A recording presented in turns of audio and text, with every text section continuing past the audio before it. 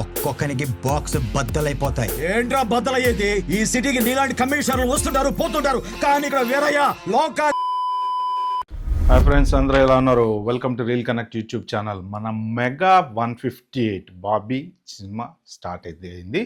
So Bobby డైరెక్షన్లో megastar రాబోతున్నటువంటి second cinema అనమాట. ఆల్రెడీ ఒక సినిమాతోటి వండర్స్ క్రియేట్ చేశాడు బాబీ. ఎందుకంటే మాస్ని ఎలా సాటిస్ఫై చేయాలి, హీరోని ఎలా ఎలివేట్ చేయాలి అనేది బాబీ దగ్గర ఒక స్పెషల్ టెక్నిక్స్ అయితే ఖచ్చితంగా ఉంటాయి అన్నమాట.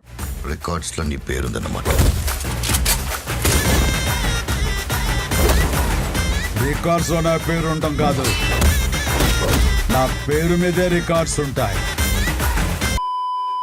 కథ ఎలా ఉన్నా ఆడియన్ని మేనేజ్ చేస్తాడు, దేనితోటి? స్క్రీన్ ప్లే తోటి, ఎలివేషన్స్ తోటి. సో అది బాబీ అయితే గొప్పతనం. సో ఇప్పుడు మన మెగా 158లోకి ఒక ఇంట్రెస్టింగ్ పర్సన్ రాబోతున్నాడు అనమాట.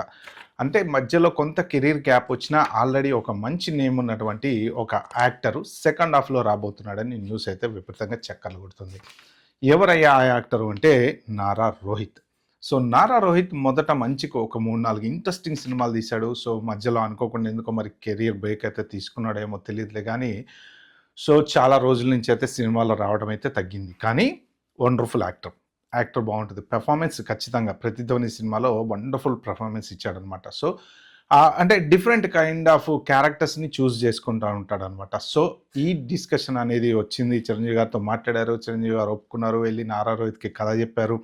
సో ఒక ఇంట్రెస్టింగ్ క్యారెక్టర్ అనేది సెకండ్ హాఫ్లో జనరేట్ కాబోతుంది. సో ఆ పర్టికులర్ ఇంట్రెస్టింగ్ క్యారెక్టర్కి చాలామందితో డిస్కషన్లు అయితే జరిగినాయి, కానీ డైరెక్టర్ కంటూ ఒక థాట్స్ అనేవి ఉంటాయి. ఇలాంటి పర్సన్ ఉండాలి, ఇలా క్యారెక్టర్ ఉండాలి, ఇలా మాట్లాడుతూ ఉంటారు.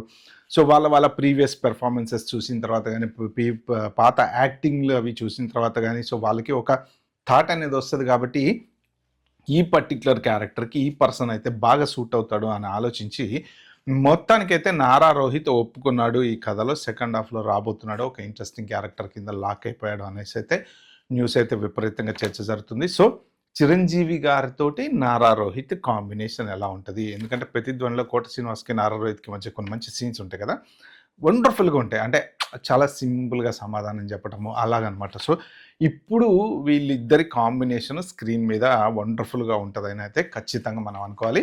సో ఎస్పెషల్లీ దీన్ని షూటింగ్ అయితే స్టార్ట్ అయింది. కేవీఎన్ ప్రొడక్షన్ వాళ్ళు ఆ మధ్యన కొంత టెన్షన్ అయితే పెట్టారు. ఎందుకు అంటే జననాయకన్ సినిమా రిలీజ్ కాలేదు కాబట్టి, మళ్ళీ టాక్సిక్ ఆల్రెడీ డబ్బులు స్ప్రెడ్ అయిపోయినాయి, టాక్సిక్ కూడా రిలీజ్ కాలేదు, అది కూడా పోస్ట్పోన్ మీద పోస్ట్పోన్లు అవుతుంది.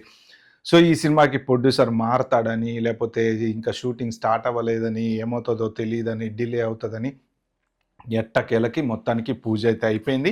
సినిమా అయితే స్టార్ట్ కాబోతుంది. సో ఈ ఇంట్రెస్టింగ్ న్యూస్ అనేది ఒకటైతే బయటకు వచ్చిందనమాట. ఓకే ఫ్రెండ్స్, ఇలాంటి మంచి ఇంట్రెస్టింగ్ న్యూస్ నా ఛానల్లో చూడాలంటే ఏం చేయాలో తెలుసు కదా, సబ్స్క్రైబ్ చేసుకోండి, నోటిఫికేషన్ ఆన్ చేసి పెట్టుకోండి, లైక్ చేయండి. Bye, have a good day.